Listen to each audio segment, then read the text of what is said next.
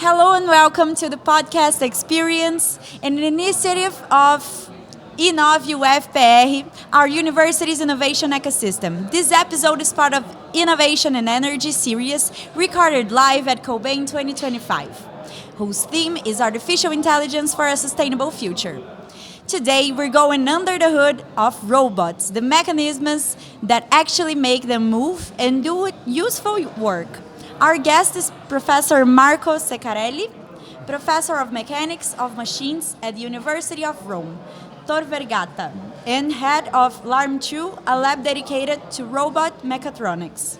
His career spans the foundations and frontiers of robotics, from linkages, joints, and transmissions that turn motor rotation into human-friendly motion to service robots, medical devices, and the global community that advance mechanism and machine science. A lot of things, Good. right? So let's start with a simple picture, Professor. For a non-engineer, what is mechanism design in a robot? Are we really talking about the bones and joints? And why does the choice decide how safe, efficient, and capable the robot will be? Well, in fact, the mechanisms are the bone of a robot, in the sense is the mechanical counterpart that make possible the robot move or act as is expected in order to perform task or interaction with the human. We are speaking of mechanical nature of the task. So like a human, we move and we touch, we push. The robot should be able to move, touch and push. And this is the idea that make a robot as defined since several years ago, is human. At the beginning, it was a human-like system, but finally nowadays they may have not even an anthropomorphic shape. But nevertheless, still, the mechanism is the part that make it much more devoted to replicate the human behavior. Okay, incredible. Thank you. So, let's start with the questions over here, okay? The first thing will be why mechanism designs makes breaks a robot. Okay. Breakout. Okay. Question number 1. For a non-engineer, I'm sorry, this already was the question 1. Question number 2. Thinking about service robots that assist people at home or in clinics, what are the big mechanical challenges to make a robot strong yet gentle, safe and comfortable to use? A brief real-life story that illustrates this? Well, actually, the concept of service robot is, in fact, those robots that are used to serve, to help the human in their daily life or in some common activity that are very different from the industrial application. What are the differences? Industry is a sector in which we have a machine working to make product or to do a task with a very clear target. Service robots are robots that help the human in their task that can be changed one minute after another. So the key point is, in fact, for service robot, service human, to be safe. They should not make an injury or any uncomfortable condition. They must be also gentle, in the sense that they must move with specific behavior that is according to the user status, psychological and physiological. And finally, a service robot should be some robot that has the two main features: cost at a affordable level, because if you have a nice robot mate to clean your house, but cost 1,000 euros. People won't buy. Nobody will buy.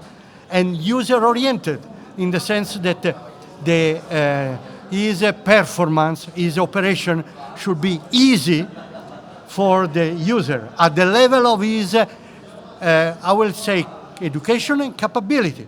The example I made during my lecture, a washing room, a washing machine, nowadays have 40 or 50 programs. Yes. But at the real beginning of the washing machine, we are speaking in the 1950s, the washing machine were only with 2 or 3 programs. Not because the engineer could not make a 50 program, but because the potential user, they could accept only those machines with 2 or 3 options. Yes, And that is and the user buys a by machine this, just but- to because wash they can your understand. clothes. Otherwise, if you don't understand the machine, you don't know how to use. So Yes. why you buy that? Yes. The machine, the service robot, is taught, is designed, is developed to help, not to substitute in this case, to help the human in his life, in his attitude. Now, we are speaking specifically in my lecture of those service robots that help the elderly people, which is another specific class of service robot, because elderly people is weak people in the sense not only of psychology, physiology, but also psychology. When you will become old, you will get nervous, eager, because you are still your mind very brilliant, and you say, why I cannot do the same things as 20 years ago? And this is one of the challenge, how to design specific solution for that. And for them to understand. And to understand, because think a person, as I mentioned, the life of expectation of the young generation, your generation, it is over 120 years.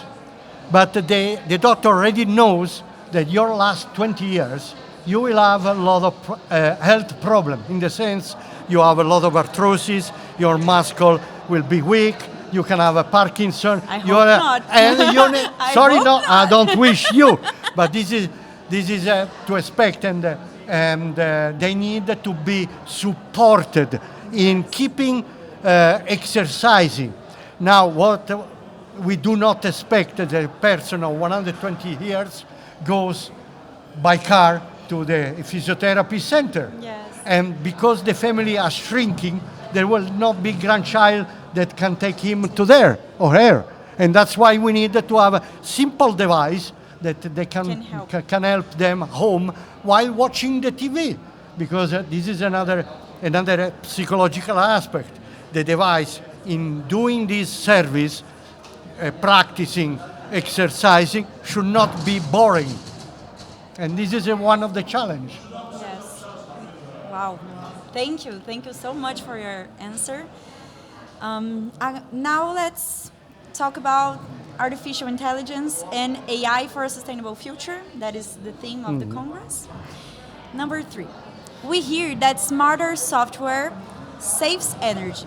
In plain terms, how can AI plus good mechanics make a robot use less power? For example, choosing low-effort motions instead of the shortest path.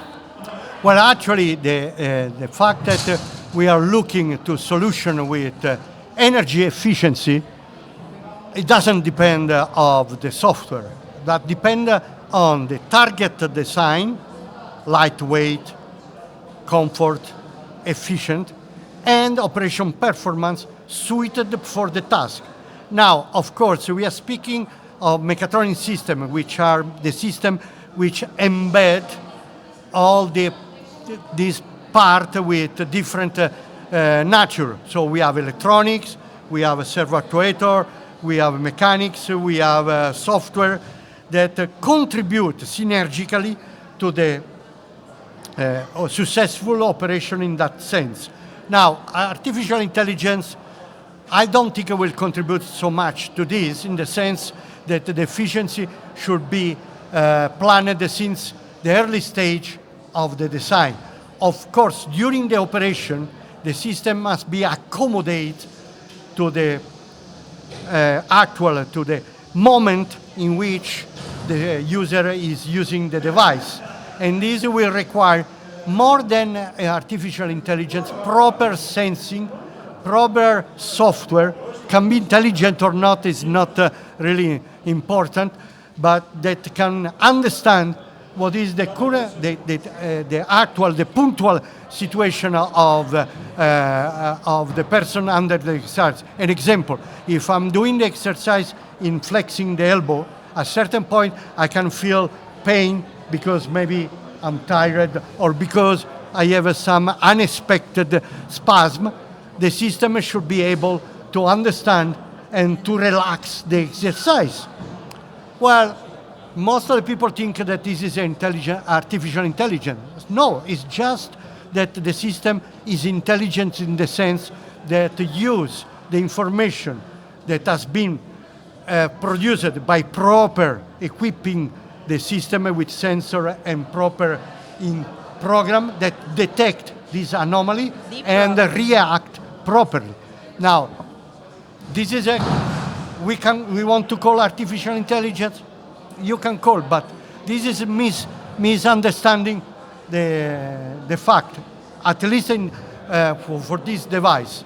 Then artificial intelligence can be used for some other aspect. Take a decision on for unexpected situation. But in this kind of service robot, I don't think we need this complication because, as I mentioned before, the system must be user-oriented. And if you complicate with these additional facilities, you may have more facilities, but that is difficult to use it. Difficult. Like if you're driving a car, you have only the automatic gear. I want to make it much more more options. More option. You put the ancient pedal for the gear, and the people will not be able to drive it. Yes, I agree 100% with you because the car of a company that I used to work, I always drove manual cars. And okay, I had nothing to do. And their car, it was like 10, 15 buttons. I didn't use them because I didn't know what their serves are. Well, also, you know? also there is also the other aspect. and I'm 24. What you are saying is the other aspect which is not secondary. In using this service robot by the elderly people want to be autonomous and aware that they are running the system, not the system running them. Okay. And this is important. Super. And artificial intelligence, it looks that want to do the other way around. So that's why I'm not, in this field, I'm not really in favor of that. And I'm suspicious of the benefit that such new technology can give, at least for the next, I would say, 20 years. Amazing, amazing, Professor. Question number 4. Robots also have a materials footprint. Is there a rule of thumb for designing mechanisms that are durable, easy to repair, and recyclable, so the whole system is more sustainable without exploding costs? Well, this is a new frontier, so actually it's not very new. There are already cases in which robots are being built with material for easy recycling. And there is also another observation. Most of the people believe that a robot they don't need maintenance, they don't need repair. It's not true. Like any machine, the robot goes under wear. They can have an accident, so they can have some failure, expected or unexpected. And so you need to plan some regular maintenance, some regular replacement of some component. And also the structure, we are speaking the mechanical structure, but also the other component should be assembled in such a way that is easy to repair, to maintain, and to recycle. This is also the new frontiers in which in some robot, mainly for service robots, there is a particular attention to the materials that are used. Again, for two facts. One, because we want a user-oriented system. And this means that the user, that is usually a person take care of the environment, want to be sure that what is using is a green technology. And this is also another aspect. And the second aspect is making this structure that can be recycled means also that the cost can be reduced. So it's a kind of A circle. a circle, and this is one of the challenge in making the robot with this specific user-oriented solution. Okay, thank you. Now, talking about innovation, startups, and ecosystems, okay? For founders listening, where are the easiest entry points today? And the factors, lightweight actuators, compliant joints, or mobility modules for cards and assistants? What would you pick as a first pilot customer? Wow, this is a very good question. You know, a robot is, as I told you, mechatronics means is composed of many parts. Each part gives an essential contribution to the robot. Now, in my lecture, I put emphasis in the mechanical part because in the service robot, the target is to assist a human in his operation which has mechanical nature. So the mechanism is the part of this mechatronic system that can perform motion and force. But the other components are equally essential. I make an example. The current car are the engines. If you open your car, you look at the engines is overwhelmed of electronics, cable, sensor, and so things, which make the engine much more efficient. In fact, with 1 liter of gasoline, you can run even 30 kilometers if you don't drive like an Italian. But this, in engineering, you have always one benefit and the counterpart. So you can run the car with 1 liter, 30 kilometers. What about the old one, which are only mechanics? Mm-hmm. They cannot run 30 kilometers with 1 liter. Yes. Those one, let's speak of the car of say 60, with 1 liter they could run 10 or 12 kilometers. So this is just to address the problem of sustainability and green technology. So we want those cars. But what happens if something is wrong in that car? Just an electronic component fail. The car stops, and you cannot do anything. Yes. You have to call and bring the car there. In the 60, the car stopped. Well, the engine was pure mechanics. You push the car, it restarts, and you go. Yes. So going back to the robot, we need all these components because the target requires all these components. We cannot say which one is more important than the other because if you have the failure of one, all the full system will be affected. Like when your body, if you have a pain in one finger, you don't walk at the same way, even if the finger has nothing to do with your walking. Yes. Okay, so it's difficult. You. Yeah. It's difficult unless you want to speak of specific task.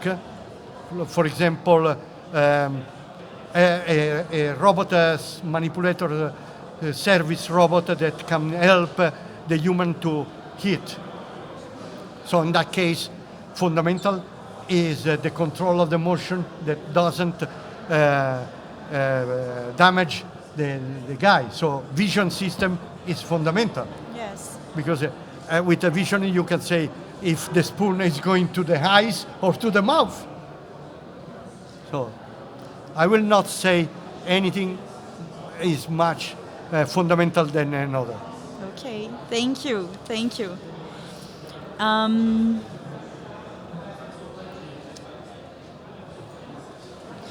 Adoption often stalls on safety, reliability, and certification.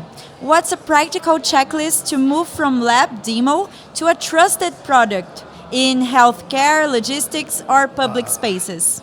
Well, the challenge is mainly to be able to bring the design, novel or not, from lab level to the market.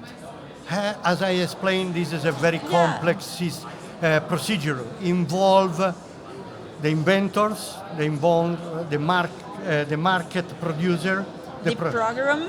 Yeah, the vendors, because if you have a good product, but there is nobody one that is clever to sell the product. The product good marketing. Can be marketing, and then you have also the user that must be educated to accept the product. As I mentioned before, the washing machine with 50 program.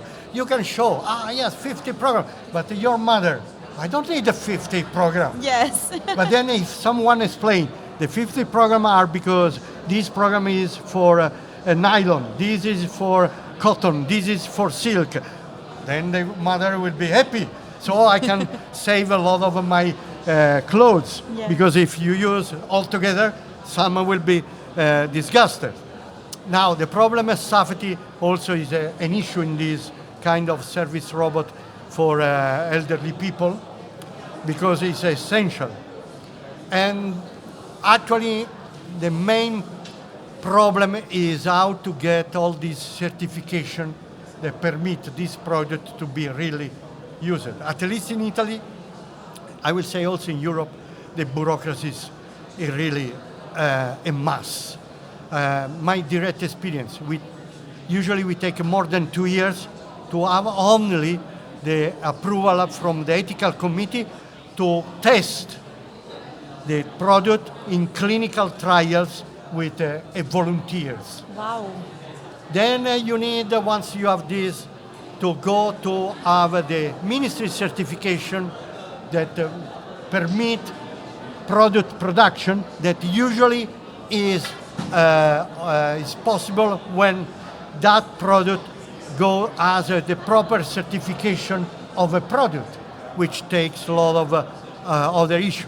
So in general, in academy we are much more focused in this first part, to produce the prototype at the lab level first, let's say, proof of concept. So it means we want to be sure that the product is really interested and available for the further step to be produced. But this further step should go for the company, because the company has dedicated person to run all this bureaucracy, and also to adjust the design further according to the potential market, to the potential user, because the engineers, most of the time, the day is 24 hours. Yes. You cannot do everything.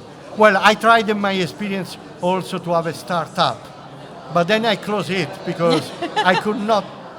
I have to stay also with my family, and I have many other duties.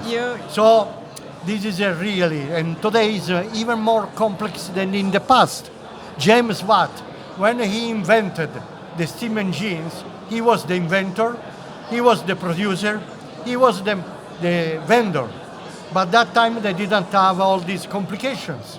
And the market was virgin, in the sense he didn't need to have a product with so much sophisticated aspect like today. Yes. For example, also the shape, the color is important. At the engineer level, we are not interested in that. So in the company, they have people that look for that. And these are expertise of, let's say, design shape. You can have your manipulator with a nice anthropomorphic or non-anthropomorphic shape that is attractive and the product is accepted. Yes. So Wow, it's a lot of details, right? Wow, I didn't had this idea that took so the people so should much appreciate that the engineers, they do much work and effort than a soccer player. And this is one key point. We need to have our governors that take really this responsibility, this sensitivity. Our society will evolve with health, welfare, if we have good engineers. But they are not well paid compared with a soccer player. Yes. A soccer player produces 2 hours of fun. That's it. What remains? But a good engineer, even with his small contribution, can make the life much better for everyone. 100 years. Look James Watt. With his invention, the steam engine is one of the pillar motor of industrial revolution that permitted also our welfare. But nobody recognizes today if we produce a novel robot that can serve an elderly people as an achievement. They still already paid millions of dollars to a stupid soccer player because he has not so much years studied like a good engineer does. Yes. Wow. Engineering has an Unfortunately, implication. that's the reality, right? Engineering has implication also in the social and social and economic impact, much more than what you usually think. An engineer is not a brutal guy or lady that stay in his room thinking for his own passion. The real engineer is thinking for the welfare of the society. And this is the big contribution that science and technology has given in the past, is giving now, and will give in the future.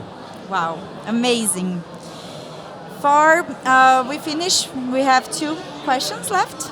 So, how can robots help solar and wind? Cleaning panels, inspecting blades, climbing towers.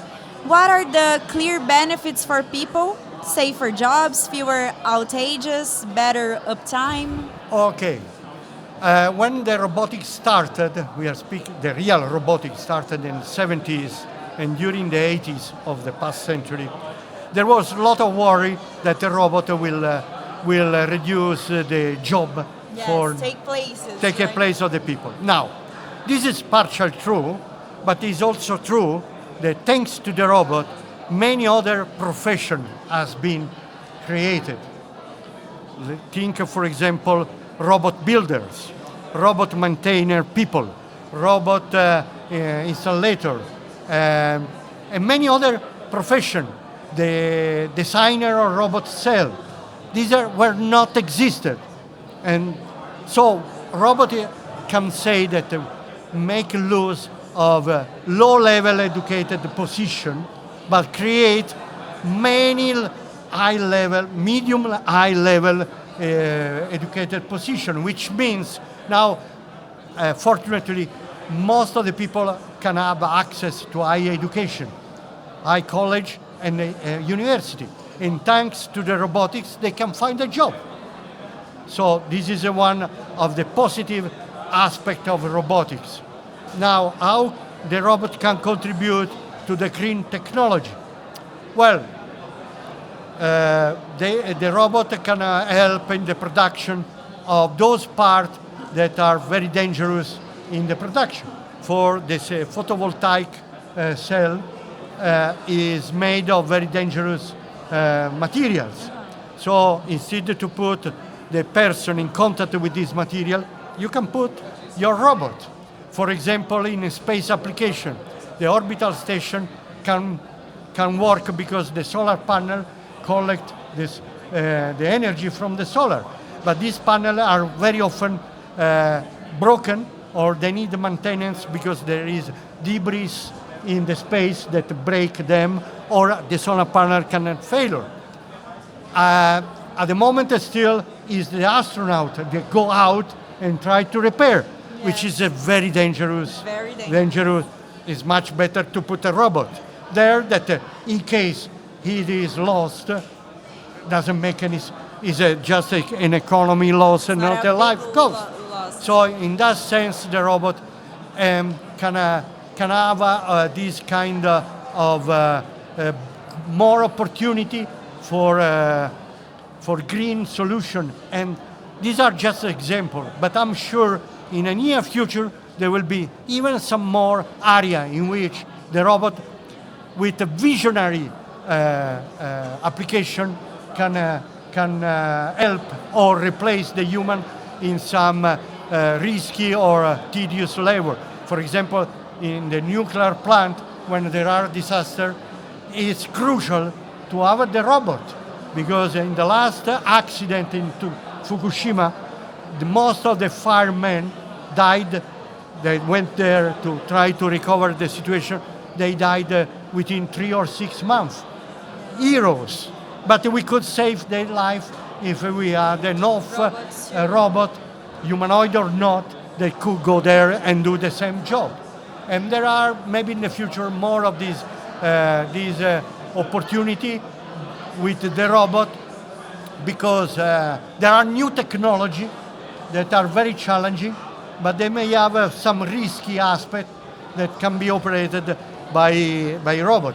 There is, for example, an area which very often underestimated, servicing research.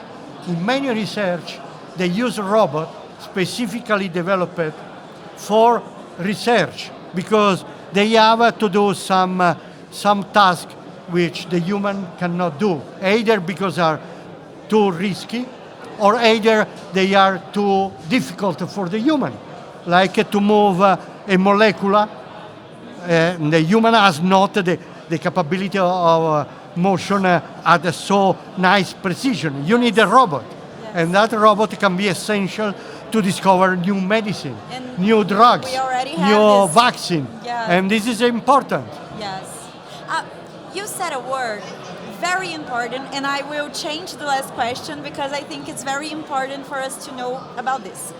You said the word humanoid. Yeah. For the robots, you think that we have a line for the humans that accept something that looks like it, or something that it's too strange for us to like, you know? Where do you think we can find this balance between what looks like humans, or looking like a human too much can be bad or can be good, or if we have robots too different, it will be worse? What do you think about this? Let's explain first humanoid.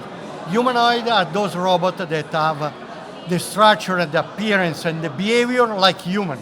And this is on purpose.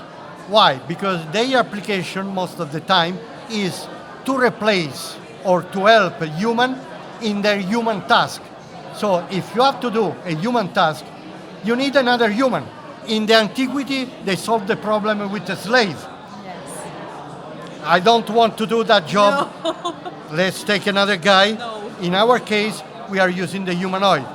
Now, the problem of accepting the humanoid, we have a lot of fiction movie that do this, is on the matter, I will say, of education and need, or a mix of that.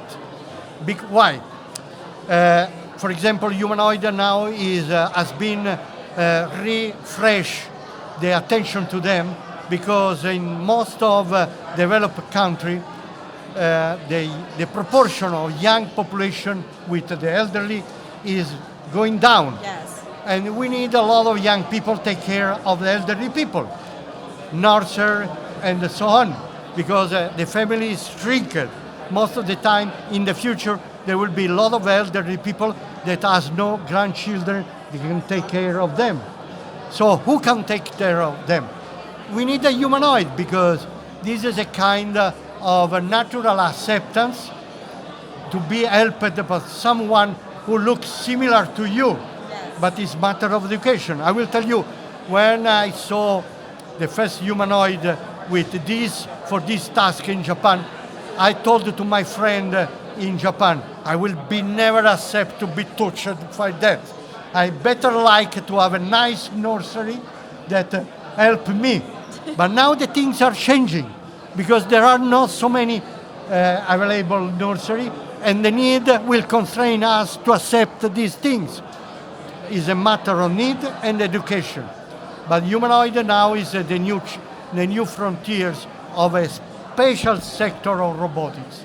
There will be, and we can see now, for example, in China recently, they funded so much the humanoid development because also in China they have this problem. And they have developed humanoid in a very short time with a very amazing capability. They had a marathon race with the humanoid. Not even the Japanese, not even the American, they were able to that. But why they did that? Because they want to show to the potential user, to the user, that they are friendly. They behave like a human, and this will help the acceptance for this.